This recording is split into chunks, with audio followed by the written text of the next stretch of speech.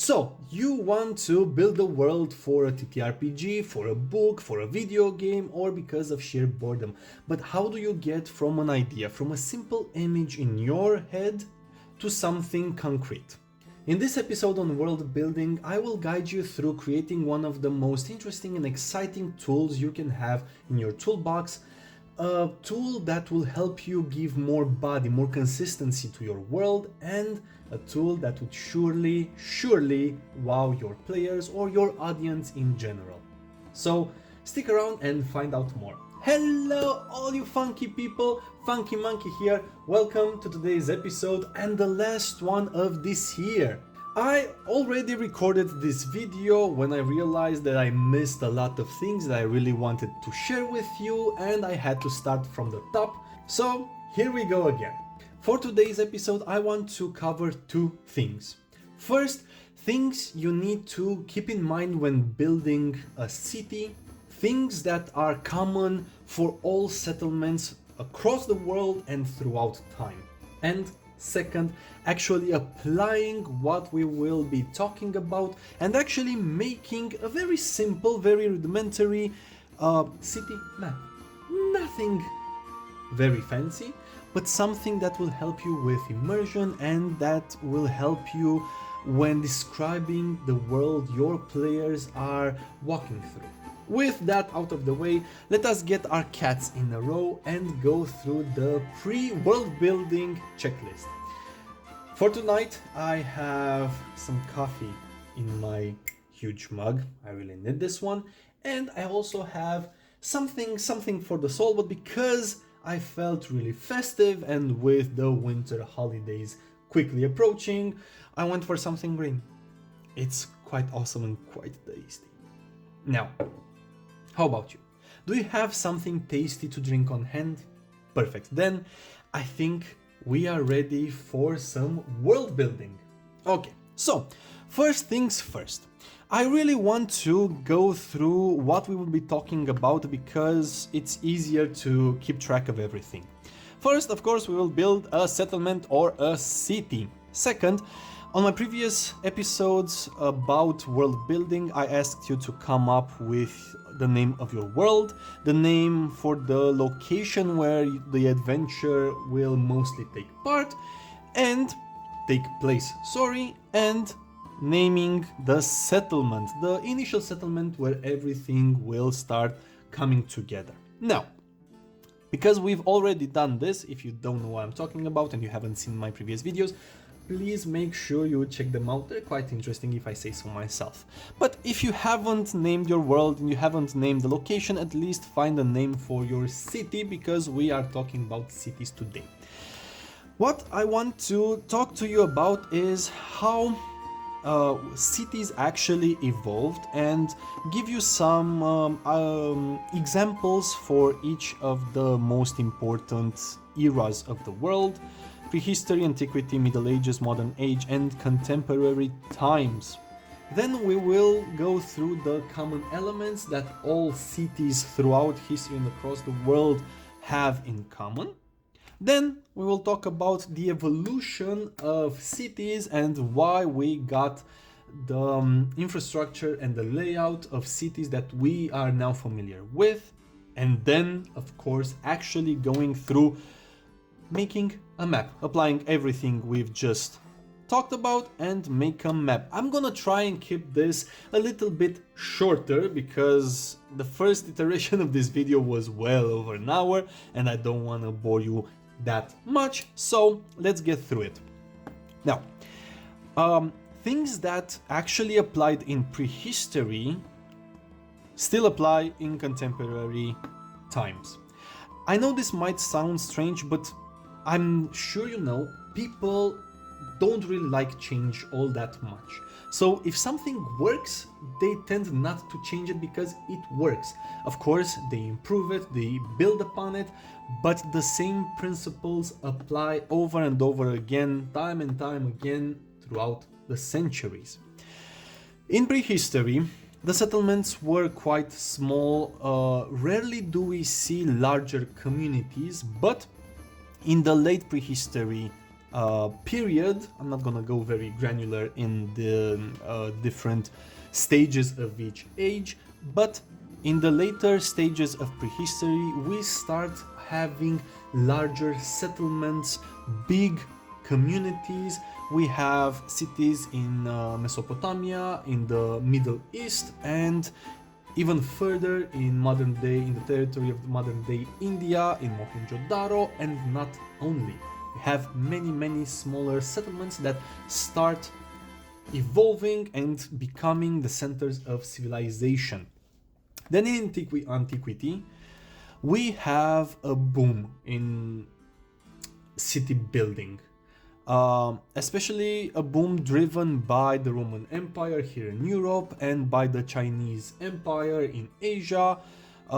We have a boom in Egypt, and so in Africa because of Egypt, and so on and so forth. We're gonna be focusing more on the Romans because that's what I'm specialized in, and I have some more insights than in other topics. Then we have the Middle Ages that took, especially here in Europe, took what people learned from antiquity, from the Romans, and simply evolved them. Then we have modern age, when most of the rules kind of go out of the window, and we can wrap up with contemporary age, a few examples, and how things from prehistory and antiquity actually apply in the modern age. Then, actually, let's just get started. So, in prehistory, we have smaller settlements that evolved around resources. Most of them are, of course, on the banks of rivers, because people need water. And before people were skilled enough or technologically evolved enough to actually dig wells, they had to always follow running water. People tend to stay clear of stagnant water because stagnant waters are breeding grounds for insects, for disease, and so on and so forth, but fresh water is always very sought after. So besides the rivers, people tended to build their communities close to natural resources that allowed the community to survive initially and then thrive. This means they sought out areas that were rich in timber, so close to forest, because they also provided hunting grounds, more food for the community, and berries and nuts, so on and so forth. They sought out areas that were rich in clay, that were rich in flint, so on and so forth. But in prehistory, settlements were not very well organized.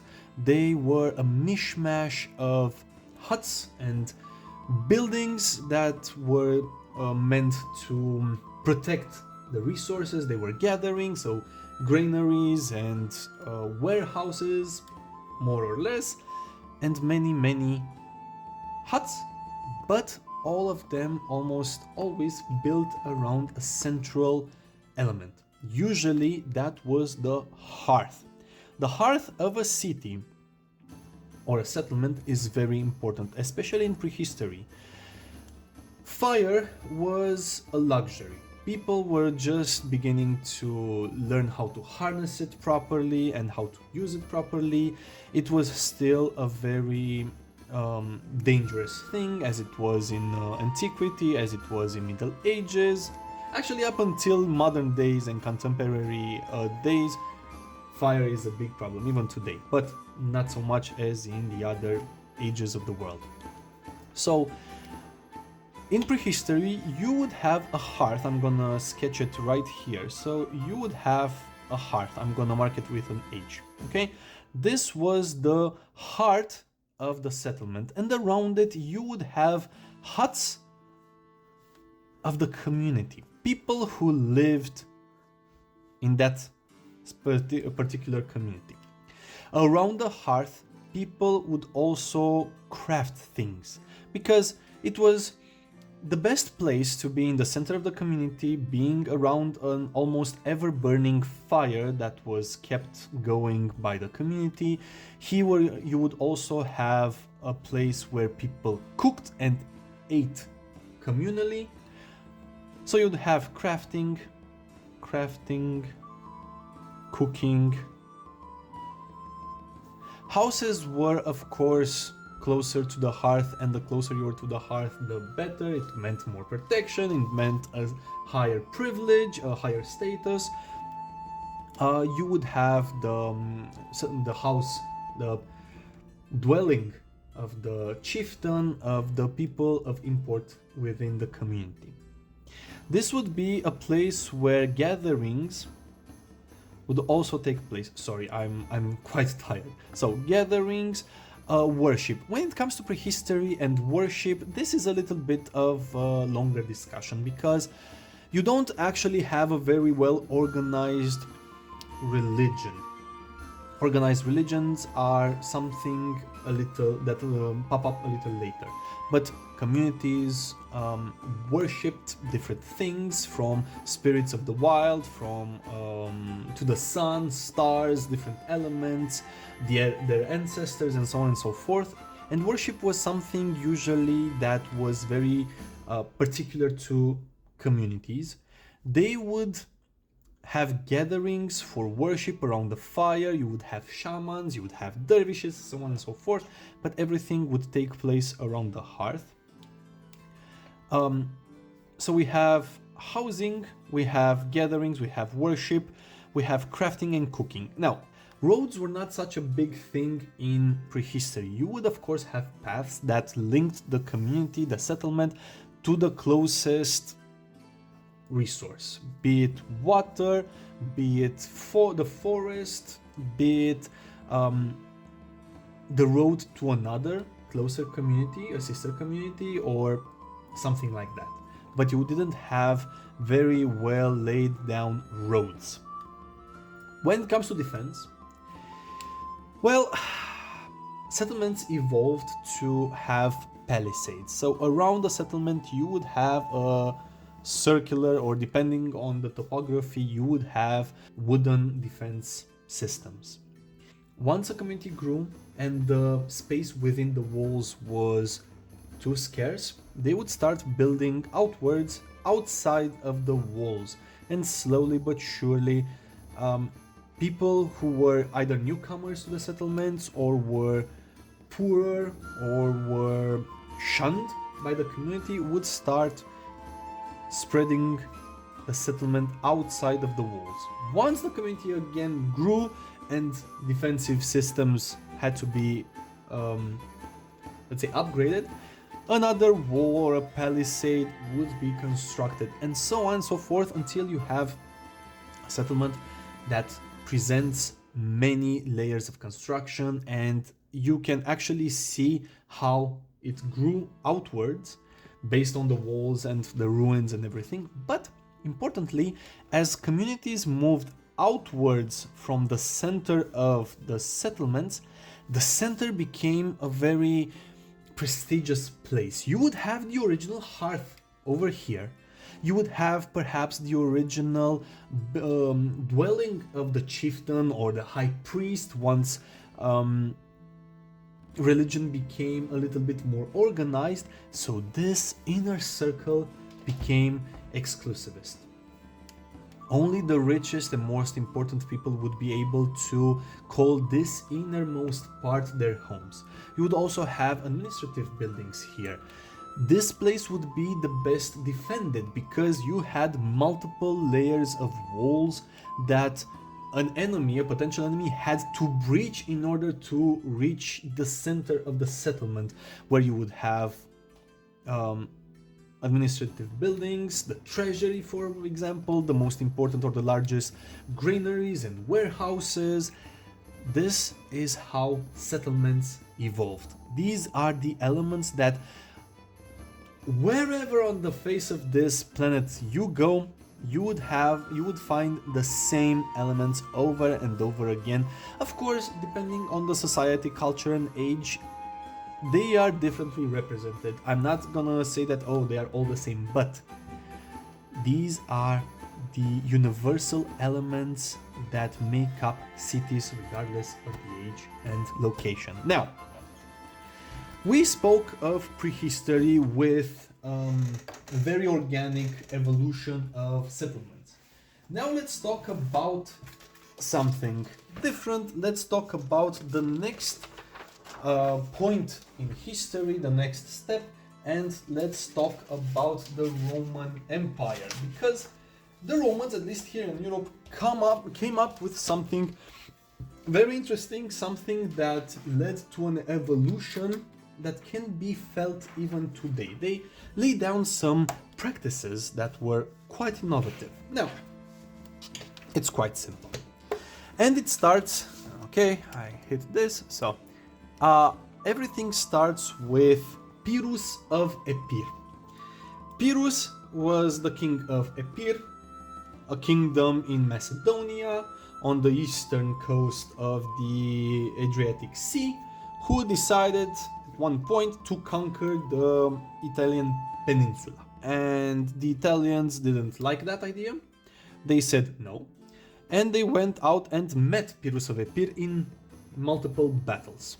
And eventually he won the war against the Romans, or he won most of the battles against Romans, but the last battle was so brutal and he lost so many of his soldiers that he was actually, in fact, although victorious, forced to retreat back to Epir. This is why a Pyrrhic victory comes from.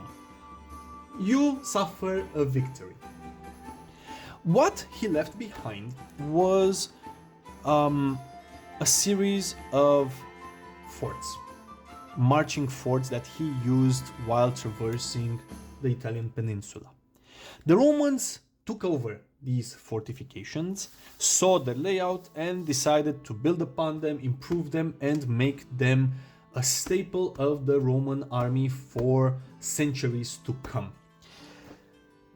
The Roman fortifications are quite simple. They are rectangular.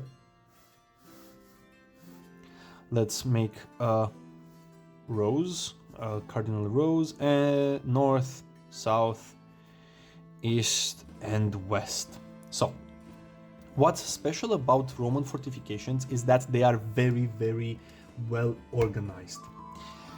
First and foremost, depending on topography and the location and layout and so on and so forth, usually Roman fortifications had 4 gates. They would build 2 roads that united the northern gate to the southern gate, and this was Via Principalis, that was later called Cardo, and another road that connected the eastern gate with the western gate and was called Via Decumana. What was very important for the Romans was that in the middle of their fortifications they had the Principia. This was the building that housed the fort's commander. This, as you see, interrupted the road. So there were actually 2 rows that went around the Principia. Close to the Principia, you would have the hearth again. So in the center you would have the hearth. You would have the treasury. You would have the tent that was reserved for worship. You would have the armory. You would have the granary. You would have everything that was meant to ensure the proper function of the military encampment. This was the administrative area. Besides this, you had, as you can see, you have 4 quadrants. Usually they were equal depending on the fortification, depending on the age, but this is the layout, the general layout. You would have barracks, rows upon rows of barracks that housed the soldiers. These were very well organized, very well built. Of course, depending on the kind of fortification, you could also have marching camps that didn't have barracks but had rows upon rows of tents, but this is a more permanent fortification. This was the general layout. Now, depending on the proximity to water, let's trace a river over here, okay? you would have one of the gates always closest to the nearest water source. On the inner side of the walls, depending on the direction of the most prevalent wind and the kind of industry that this fort needed to function properly, you would have the crafting areas. This meant armorers, bowyers, fletchers, smiths in general, whatever they needed.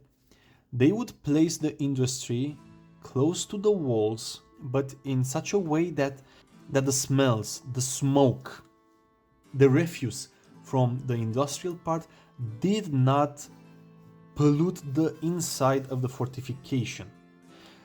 Don't imagine that they lived in tremendous comforts, but they made sure that what they could control was actually controlled. So they had the industry along the walls as to not disturb the inner areas of the fortifications. Along the walls you would have Via Sagularis, or the hooded road. This was a road that was patrolled by soldiers and was meant to grant easy and fast access to any point of the defensive areas. You'd have towers on the gates, at least for the more permanent encampments. Watchtowers, you would have palisades, you would have moats, so on and so. Oh yeah, moats. This was one of the things that survived until the Middle Ages. Romans would dig trenches. Let's do it like this. So they would dig a trench, right? And all of this dirt that was removed from here, so this is the layer, the actual surface of the earth. They would dig a trench, they would make it quite steep, and the dirt that they would remove from this part, they would make an artificial hill. They would use it so that they could make their palisades even taller. So if anybody tried to attack them, they would first go down the trench, the moat, and then try to get up the mound and up the palisade. This is where a Roman soldier would happily survey the area. Okay? This survived until the Middle Ages.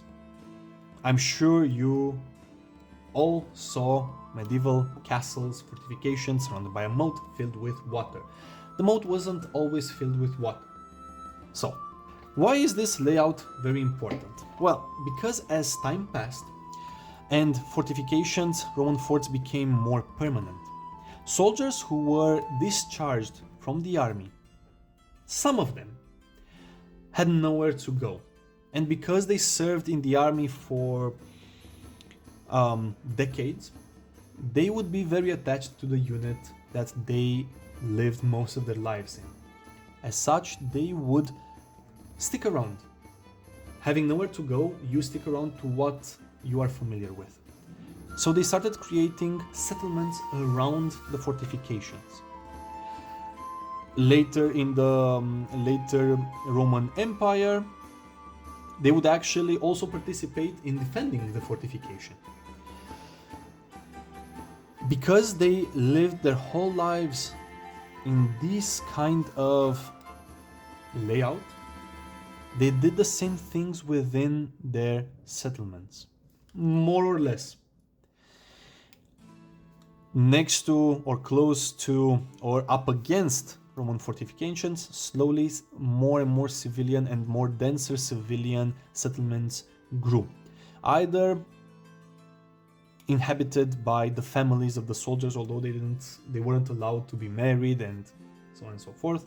In the later Roman Empire, soldiers would have, almost all of them have families, or you would have local populations who wanted to live close by the Roman fortifications for protection. You would have more and more industries that popped up around the fortification to either supply the soldiers or be supplied by soldiers, or because the inside of the fortification became too crowded and they had to move the industry outside. They started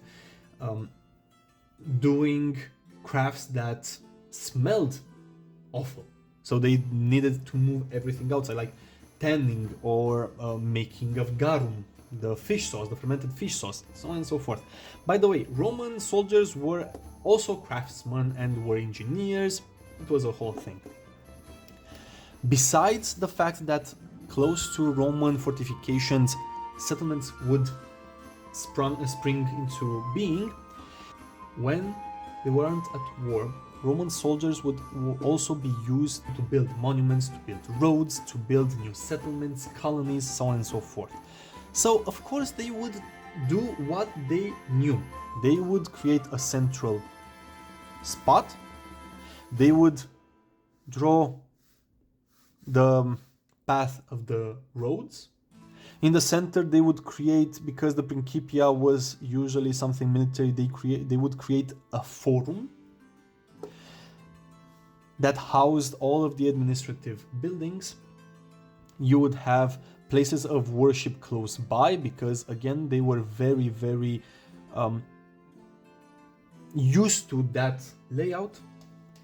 And they would place industries close enough to be defended, but far enough not to disturb. And of course, they were very intelligent, because throughout history, people were not dumb.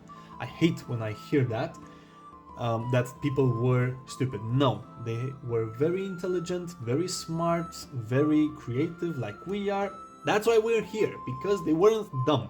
If they were dumb, we would have gone the way of the dodo long ago. So, they would not build their crafting areas upstream from a settlement as to not pollute the water. They would not build it upwind as to not choke out the local population, so on and so forth. As time passed, this evolved like prehistoric settlements did. You would have more and more people. The roads were extended. Moreover, everybody knew not to have perfectly straight roads that traversed a whole settlement, because if one of the gates was breached, it meant that the attacker would have a clear straight path to the inner part of the city, to what was now either the heart of the city or the old center. Everybody has the old town. So they started offsetting the gates and having the main road wind through the city. Okay? You had a central part. But as it happens nowadays, because I'm going to jump to contemporary, modern age and contemporary age. As it happens nowadays, let's take for example London. You have the greater London area, where you have London as the initial city that was surrounded by many other smaller settlements that were founded to either support London, or as offshoots, or as they simply existed at one point, or they were created for defensive purposes, and so on and so forth. As the city grows and more circles are added, the defensive systems are moving outwards in medieval and modern times. In contemporary times, more people flock to the capitals of countries and larger cities, and so on and so forth. These settlements are engulfed and included in the larger settlement. This means that if you initially had the hearth of your settlement, and you had the Principia, and you had administrative, so the Principia, admin buildings, you had temples, or churches, or whatever, and you had a treasury, and you had tribunals. And you had large granaries and so on and so forth. This would be the heart of the city. Around the heart of the city, only the most wealthy of individuals would be able to purchase or build a house. Either they were among the original inhabitants of the area and they had their houses passed down from generation to generation. You would have a defensive system around them. People would flock to the center and try and build as close to the center as possible. They would also try to build houses as close as possible to markets and to water sources. These are very important. People would flock to this and to the city center. Why? Because everybody wants to be at the heart of society. This meant that when you engulf other settlements, they also have the same things. They also have hearths.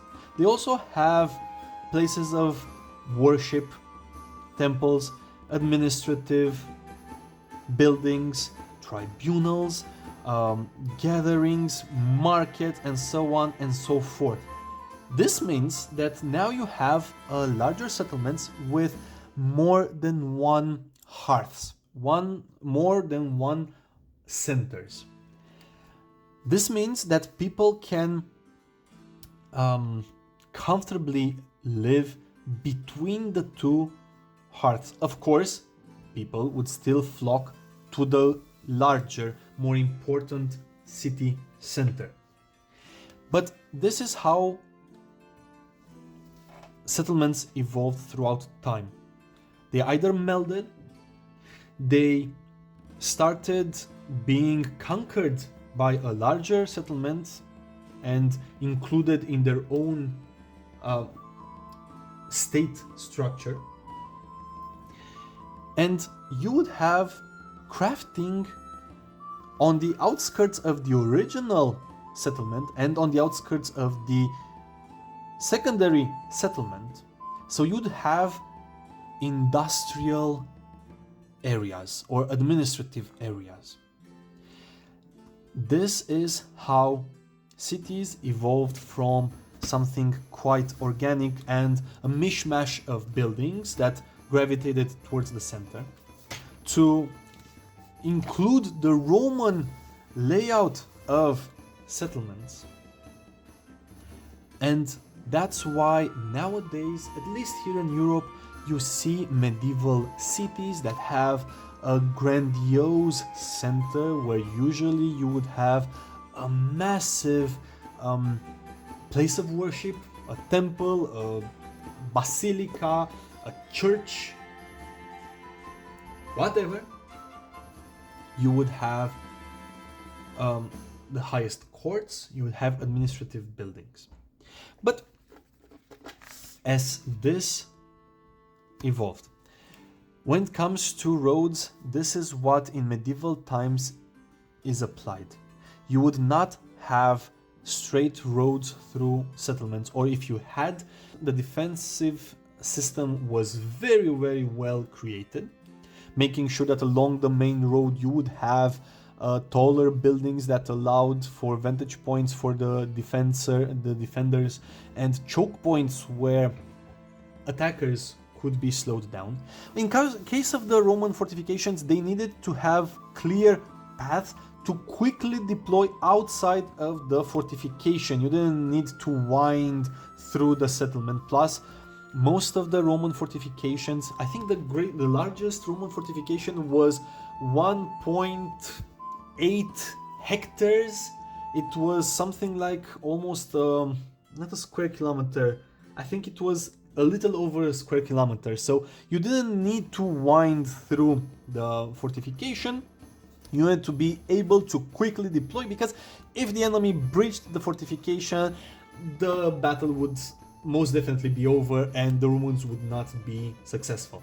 First, and second, their fortifications needed to be easily destroyable so that they could destroy the fortifications in case they retreated, and in case of the marching forts they would build one each night and destroy them each morning, so they didn't care to create very elaborate defensive systems. The defensive system was that nobody was able to actually infiltrate the fortification while they were sleeping, and the defensive system were the soldiers themselves. Now, what's important to keep in mind when building a city? You need to have a hearth. Nowadays, you have the same things. You have old cities, old centers,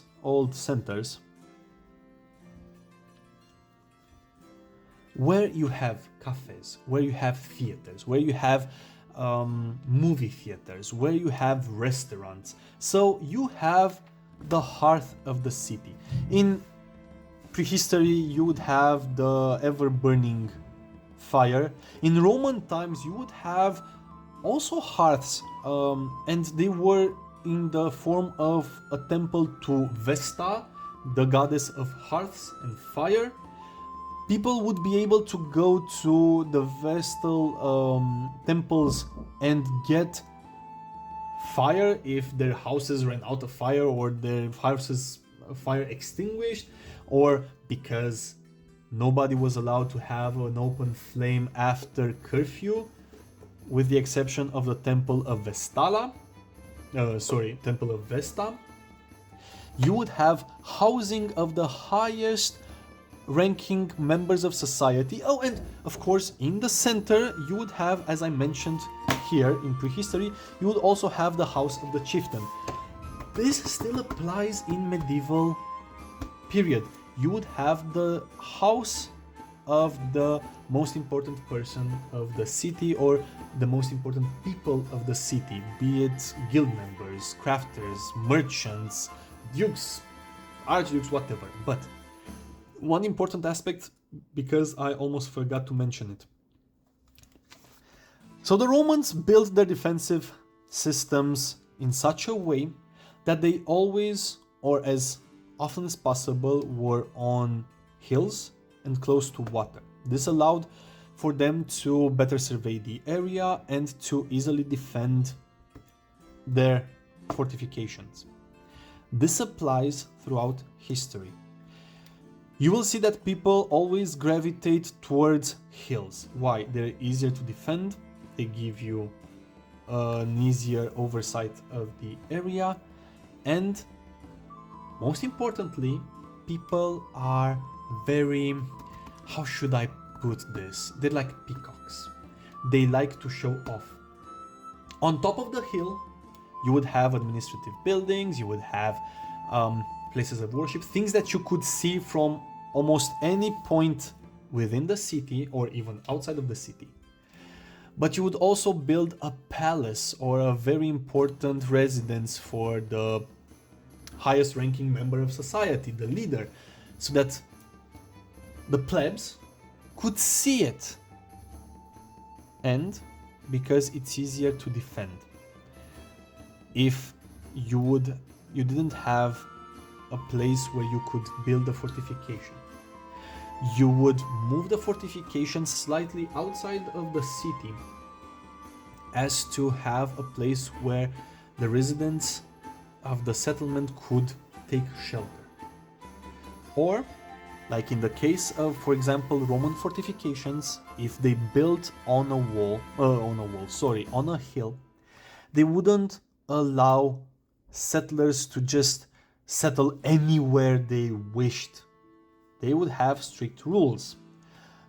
For example, let's say that the enemy would come from this direction. They would allow settlers to build houses in this area and in this area. And let's say that the river crossed through here. They would keep this area clear. And let's say that this is a sheer cliff where there was no possible way of somebody attacking from this area, let's say, or a mountain or whatever. They were assholes. Sorry about that, but they were assholes. They would use the civilians or the settlers as a first buffer. Of course, they would defend them or try to defend them, and in case of emergency, perhaps they would even allow people to take refuge in the... Nah, not really. But during the Middle Ages, the same principle applies, and you often see a fortification, a bastion, a fort, citadel, whatever, that was defended by a natural obstacle from one side, and towards the more vulnerable area where there was more space, you would see cities, settlements sprawling out. So the center, you had the political center, where you had everything that allowed the settlement to function, and this could either be within the fortification, or this would be the civilian center, and the military defensive system would have its center somewhere better defended. Now, we spoke of hearths, we spoke of housing, we spoke of gathering. Usually in the center you would have the most important places to gather, like it is today. Temples, places of entertainment, and places to get food. It's simple. You would have worship, we just mentioned it. Defensive, again, as cities evolved, more and more walls would be built, and what's interesting is to always keep in mind, so you have the hearth in the center, and let's say you already have buildings, you have another defensive layer, and another one, and another one.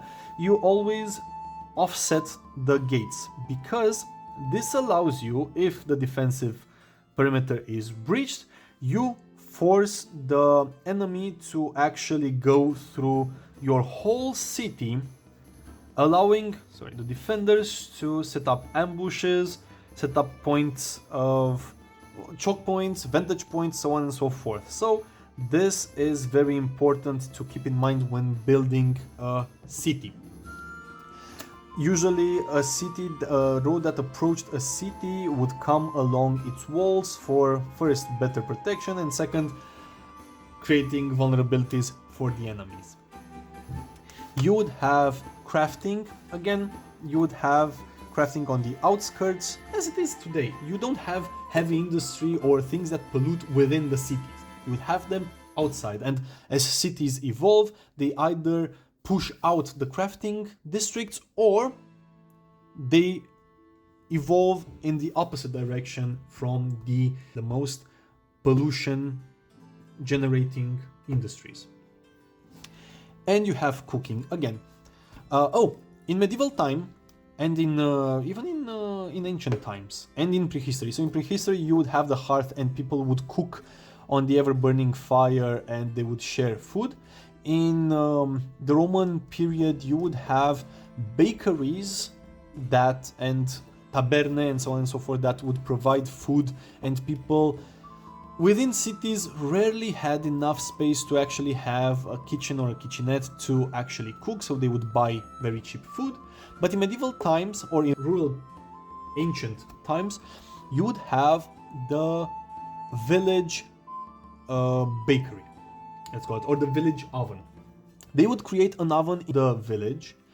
In the morning, the most noteworthy people of the settlement would bake their own bread and so on and so forth. Then the bakers or the millers would bake bread to sell, and once they were done with the oven still hot, people would be allowed to go and cook their food on the remaining embers of the village ovens.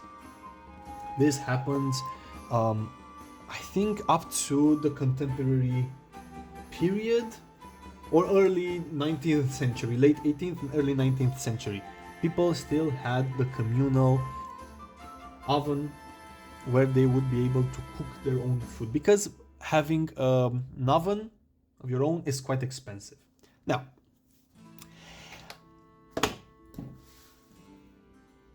evolution of settlements. First, organic, like I told you in prehistory. Organized, like I told you in the Roman period. And now we get to intelligent. Nowadays, we have a better understanding of how people flow, how people move within cities. Now, our cities are no longer designed for carriages and horses. They are designed for, or they were designed for cars. And nowadays, we are more aware of the impact of heavy traffic within cities, pollution, mobility, so on and so forth. So we've started transitioning to an intelligent method, way of planning our cities. There are modern cities that have been created with this in mind. If you look at, especially in Europe, because I'm more familiar with Europe, if you look at the European cities, older cities, you would see that the old center is very crowded, very winding, small cobblestone streets, while the outskirts are very well designed, very open, as to allow a better flow of people and goods. And what's interesting is that if you look at villages, this is one of the most interesting things for me. If you look at villages, the older villages have roads that connect them and you have random roads that go out, while modern villages have been created alongside roads.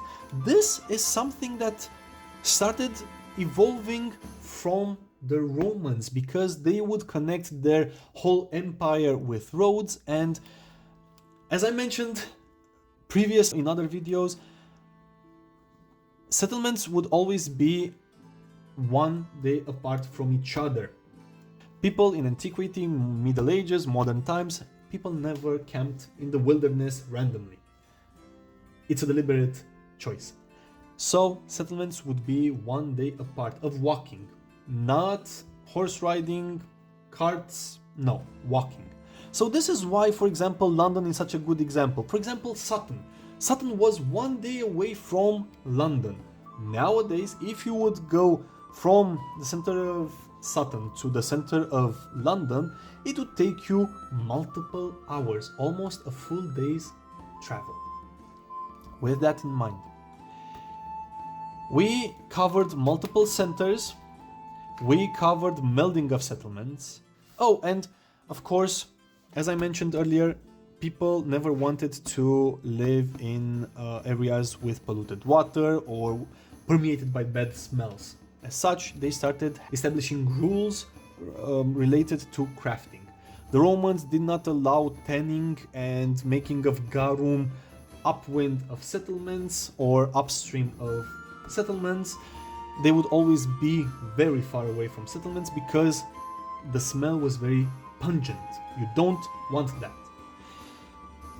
And with this, let's talk about actually drawing a map of a settlement for your TTRPG, let's say, okay?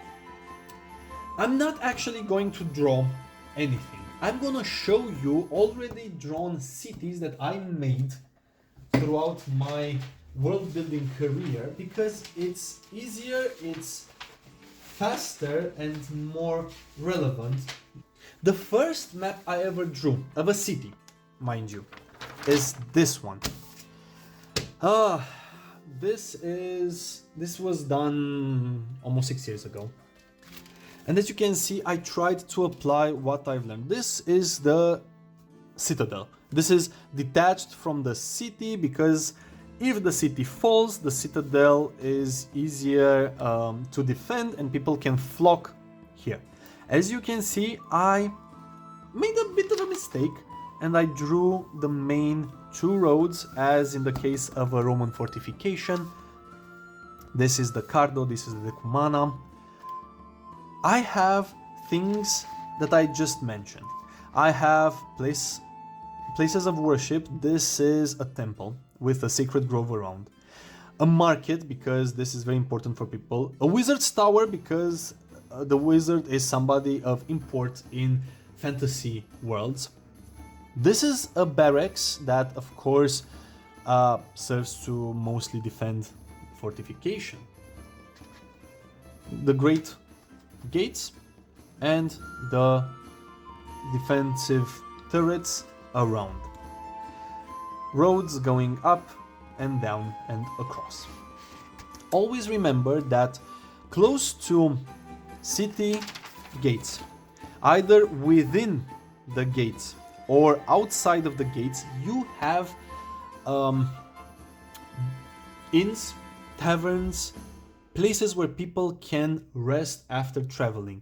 Inside of the gates you would have stables as well, and places where people can leave their weapons, because contrary to general belief, people were not allowed to simply walk armed through ancient or medieval cities. Nobody did that. That was a huge problem.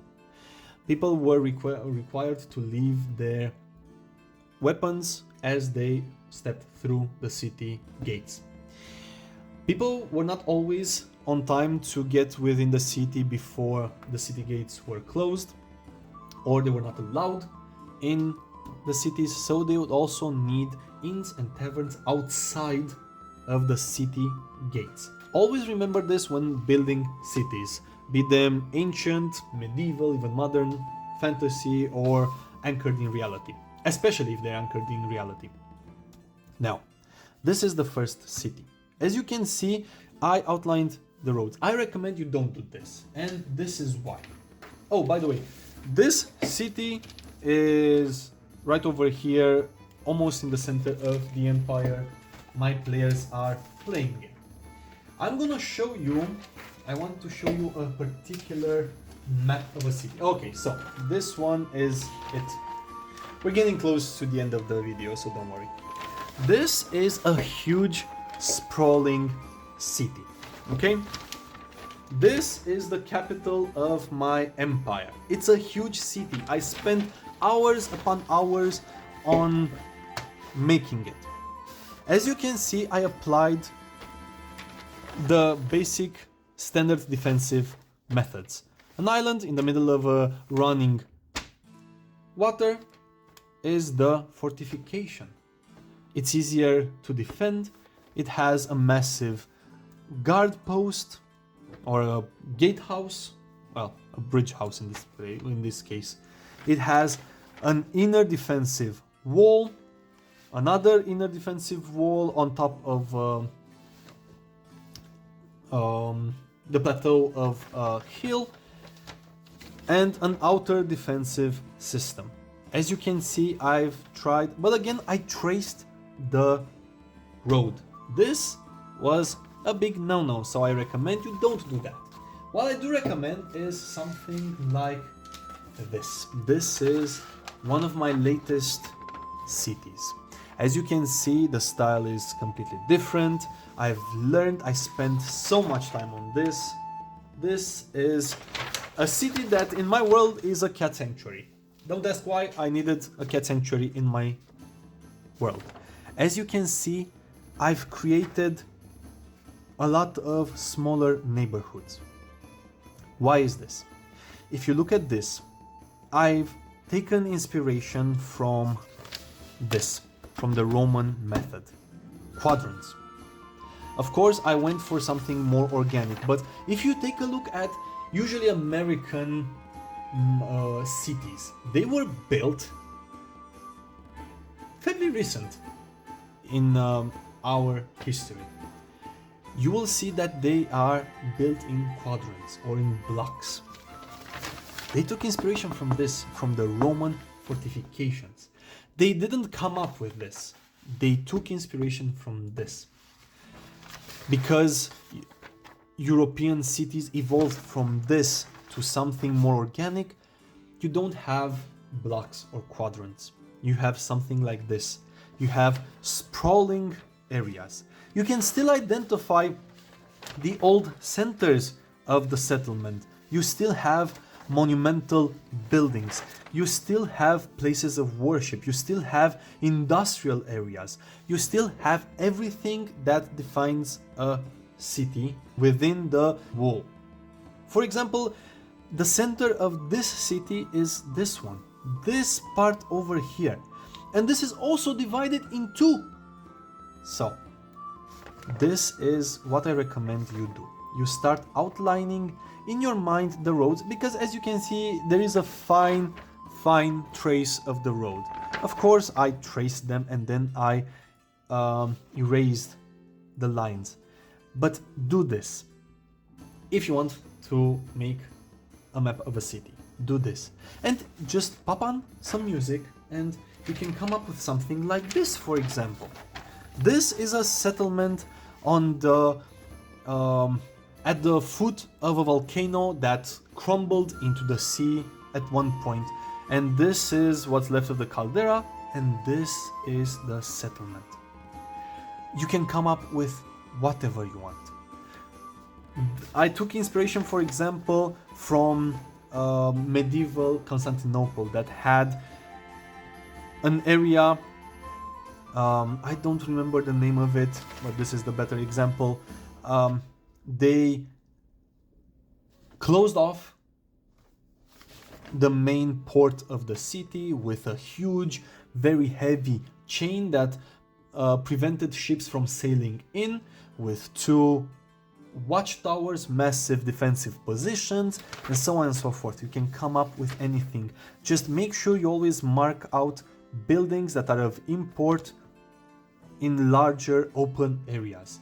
People naturally create plazas. They create open areas where their monuments can stand out. We are like peacocks, we like to show off. Now, this is what I recommend you do. Let's just do a quick sketch of a settlement, because I promised you we'll do this. So let's take 5 more minutes and do this. Let's imagine we start from a central military position, and so always make your important buildings larger. Why? Because important buildings are larger. So let's say that this is a large something, administrative building. Let's make this is in a plaza, okay? So this means close by you have other important buildings. What important buildings?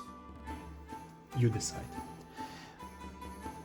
Tribunals, treasuries.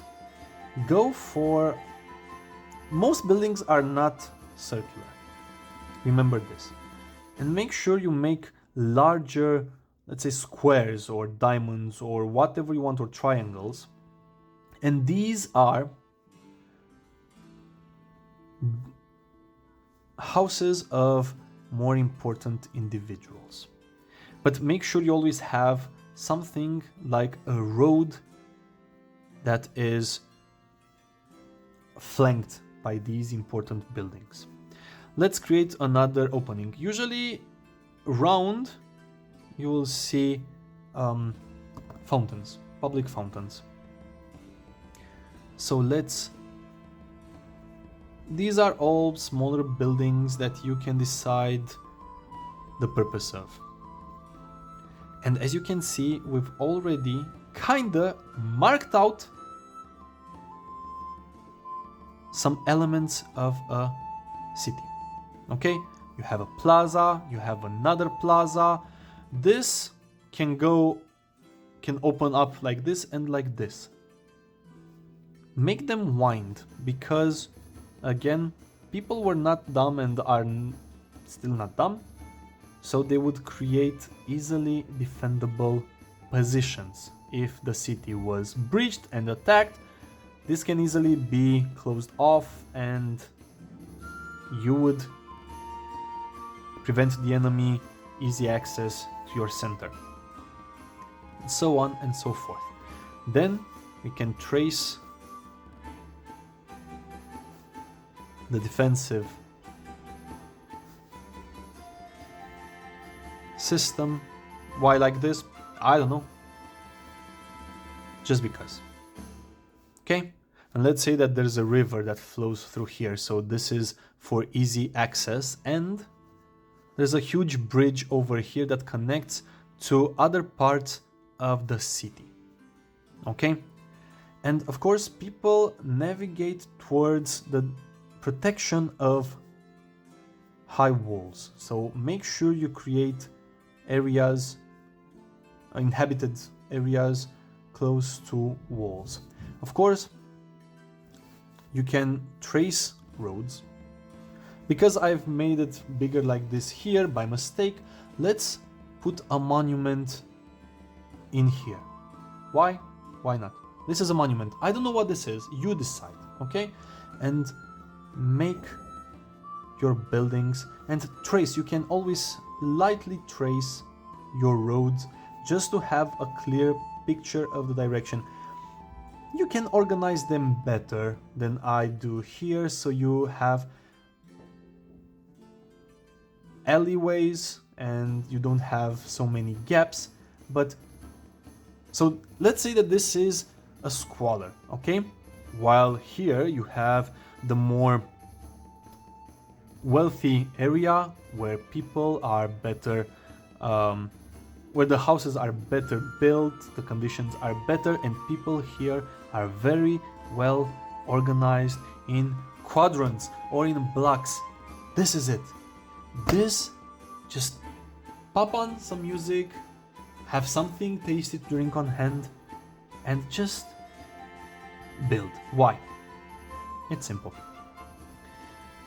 When your players ask you to describe the city, you can start describing out of thin air, and that's okay. But you're gonna forget elements, you're gonna forget buildings, you're gonna forget details. Why not have a very small rudimentary map that you created over an evening and come up with something like this, right? Or something like this. After I drew it, I decided that this is going to be a cat sanctuary. Every larger park here houses a different species of large cats. Why? Just because I wanted to have this. And this means that once my players walk in a city, for example, this is the milk saucer. I remember this because I described it. This is a famous tavern. Here you have, here you have the Little Paws Armorer. Here you have the Great White. Here, see? You have the Calico Princess. Why? Just because it's fun. And again, you can come up with a lot of things. This used to be a dwarvish settlement, and these are all dwarvish, very blocky buildings. These are the steps. This is called the steps because that's why. And this is all inhabited by a very numerous gnomish population. You can come up with anything. Just sit down and draw small squares. And with that, I hope it helps. I hope you understand. I hope you see how things evolved from prehistory to antiquity, how everything was applied in the Middle Ages, how things in modern time. In modern age, you see industrialization. People didn't actually take into consideration what was polluting and so on and so forth. That's why you get the great stink of London in the 18th century, if I'm not mistaken, and nobody knew why the city stank so bad that people actually flocked out of it. And you get to contemporary age. You can easily, just applying this, you can simply go to a futuristic city. It's quite simple. Think of open spaces, think of utopias and dystopias. Always have these two in mind, because even in antiquity, even in Middle Ages and in modern age, you have cities that are utopias and cities that are dystopias. And with that, Potato's 19th name is Of the Wild. One more name and we're done with her. And with that, If you found any value in this video, please make sure you like, as it helps me gauge the utility. Make sure you subscribe and join this growing funky community, and make sure you hit the bell. Always be notified when my videos come out. And if you want to go the extra mile, share it with your friends, your GMs, your DMs, your storytellers, people who want to write a book or design a video game. Share it with everybody and anybody. And with that, thank you so much for the privilege of your time. I truly hope you learned something new today and found some inspiration. And I can't wait to see you all funky people here next time on Funky Monkey MP, the place where you get your dose of miniature painting, history, world building, and trivia. And remember, always be curious, take inspiration from the past, and never stop world building and creating amazing things, whatever those are. Your mind and imagination are awesome, and don't let anybody tell you otherwise. Until next time, thank you so much for joining me, and I hope you have an awesome evening and an amazing winter vacation. And until next time, have yourselves a funky time. Cheers.